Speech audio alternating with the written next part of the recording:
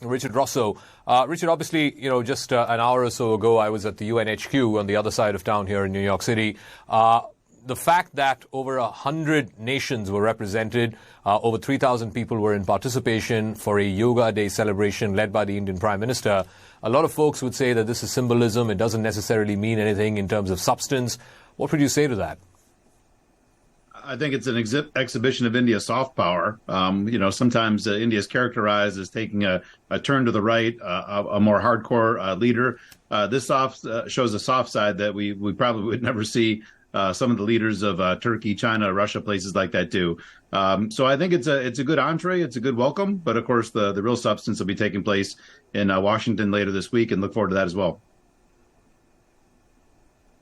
What are you expecting in terms of the substance of this visit? Well, even behind the scenes in conversations with White House staff as well as with the Indian government, usually the days ahead of a visit like this, they try to tamp down expectations to some extent, talking about it in terms of the importance of building the relationship, but the big things happen in between. This time, it's quite the opposite. Actually, behind the scenes, they're actually talking about the number of concrete deliverables they expect to announce. Now, I think there's two big areas we expect are to be highlighted in the visit and with the announcements. One is on defense cooperation, including sharing advanced technologies to help India's own domestic manufacturing of defense items. The second is on strategic and critical technologies, the sectors like quantum and AI and things like that, where we don't want China to have a stranglehold on global technology flows in the future. So a lot on the agenda, and I think those are the two big areas we're going to see really kind of focused on by the leaders. Adelle, we were talking about critical emerging technologies. This is something that we saw come to the fore right after COVID, and countries around the world realize that the global supply chains for semiconductors particularly cannot be so dependent on China.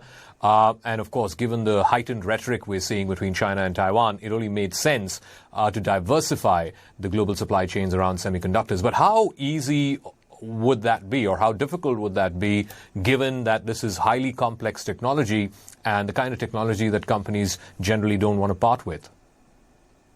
It is tough. Sorry, go ahead. Right. No, it's okay. Thank you.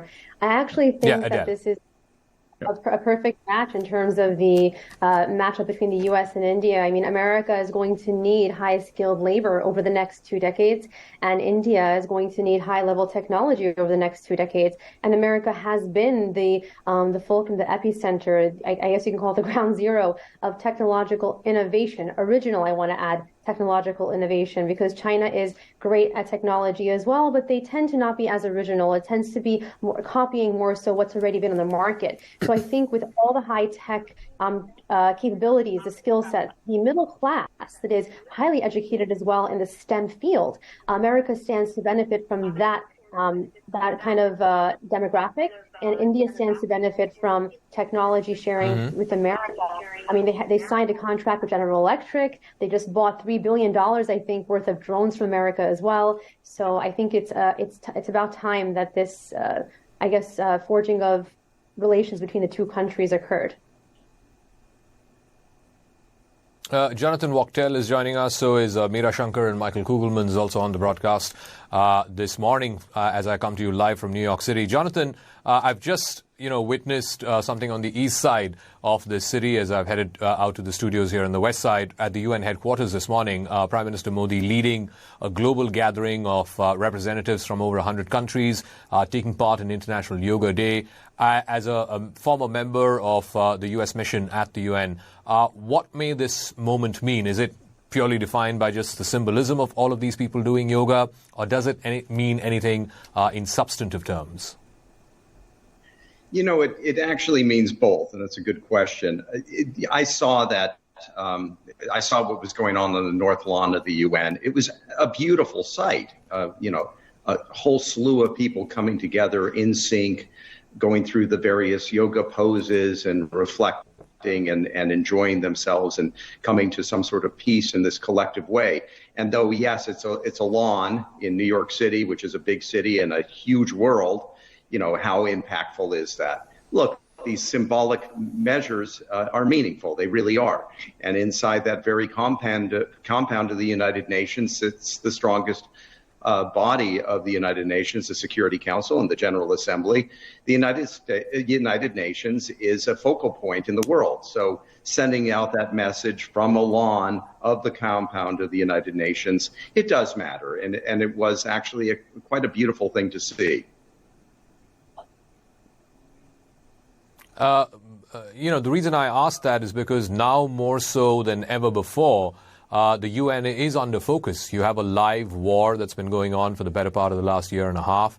You have the looming and growing threat of China almost every single day. The role of the United Nations, many would say that the UN has been rather submissive, if not, unable to solve any of these problems.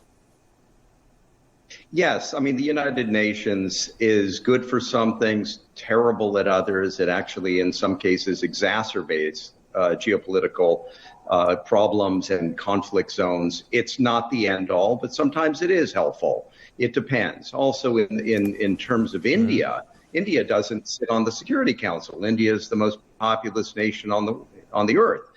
India getting on the Security Council as a member is problematic because certain member states hold veto power, including China, which is in an adversarial place right now with India, with border skirmishes and competitiveness. That's your very difficult, powerful neighbor, among other complicated geopolitical problems that would impede India's ability to get on the very council as the largest populated country in the world.